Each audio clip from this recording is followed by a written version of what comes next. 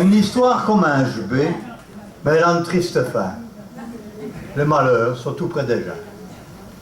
Mais qui n'a jamais eu vraiment de chance dans la vie, Vlatigny que je gagne au loto. Et ni un lot de consolation, vous savez, mais une demi-douzaine de millions.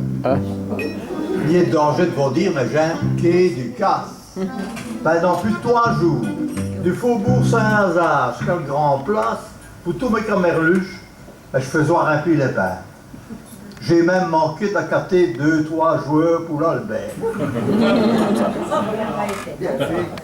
Après une semaine à boire et à faire campos, je me dis, mais après tout, si je prends moi des vacances, c'est le moment ou jamais si je peux vivre du pays. Je ne fais ni une ni deux, et je m'en vais sur Internet pour m'inscrire pour un voyage à la compagnie maritime Costa Croisière. De bonne mémoire. Une compagnie qui a fait ses preuves. 3 jours après, rhabillé, super chic, je m'embarque pour les îles dans le sud du Pacifique. Sur un grand bateau blanc, comme le Queen Reine Elisabeth, je vivais au paradis. Je nettoie plus sur terre. Je n'en vois un tour de mic de gens de la haute. On ne s'engueuloit jamais, ni un mot plutôt plus haut que l'autre. Et pendant 3 semaines, c'est toi, le vide catio. Ça ne pouvait ni durer, c'est toi trop vieux. Un jour au matin, comme je me mets en mer, voilà le bateau qui saute, une vieille mine japonaise. À moins de 5 minutes, il n'a plus rien resté. Et je me retrouve dans la mer sur une planque de cabinet. Adieu mon toit caillou, adieu une petite haute ville, de ce coup-ci c'est la fin. Et je vais servir d'amuse-gueule au banquet des requins. Heureusement, tout est tranquille sur le lieu à l'entour. Je n'ai plus qu'à espérer qu'on m'envoyera du secours. Petit Jésus, si vous me sauvez, je le jure, je le promets, je fais le vœu de ne plus rentrer dans un cabaret. Dans des moments pareils, on dit n'importe qui. Je vous fais grâce de tous les maux que j'endure et j'arrive au reste de l'aventure. Que le bon Dieu est mon toit, vous le savez bien.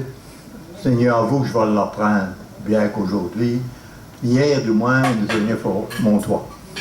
2 jours après la catastrophe du navire, affamé, à bout de force, quasiment au fond de la détresse, je me retrouve sur un île, entouré par si belle négresse. Elle me soigne, je m'armais, et sur un riet de temps, comme je suis tout seul là sur l'île, me voilà comme insultant. Les mâles qui m'a coûté, bien sûr, ils me comprendront. Au commun chemin, tous les jours, je faisais le petit lumeçon. 3 coups avant le dîner, et 3 après-midi. Sans compter bien souvent que j'ai 3 de service de nuit. Lui qui est plutôt un homme calme et il est réservé. Je vois Pierre Tanossiou si ce jeu-là n'arrête ni. On a bien été le roi d'un île du Pacifique. On est ni un surhomme. Il faut bien être logique. D'abord, c'est décidé. À partir d'aujourd'hui, j'emprunterai 1 par jour du lundi au samedi. Dimanche, repos complet. Absolu et total, ou bien je m'en vais trouver me délégué syndical. Tout le monde a l'air content. Mais qui est-ce qui peut se vanter d'être maître de ce destin? Écoutez plutôt le faire. Un jour, je me promène tout au long de la plage. J'aperçois à 5 mètres un malheureux qui nage. Un compagnon de misère qui a fait naufrage avec. Je cours ce secours et je le ramène au sec. Au moins on sera 2, que je me dis à lui-même. Il pourra s'occuper de la mi-temps du harem. C'est là que ça devient tragique. J'ai un écho de frisson. Il commence à me raviser, mais d'une drôle de façon.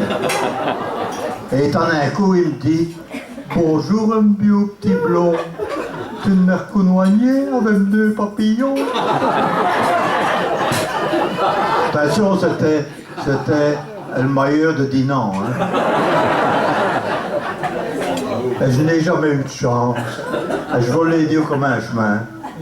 En place d'un beau coup de main, voilà un petit match qui est au diable.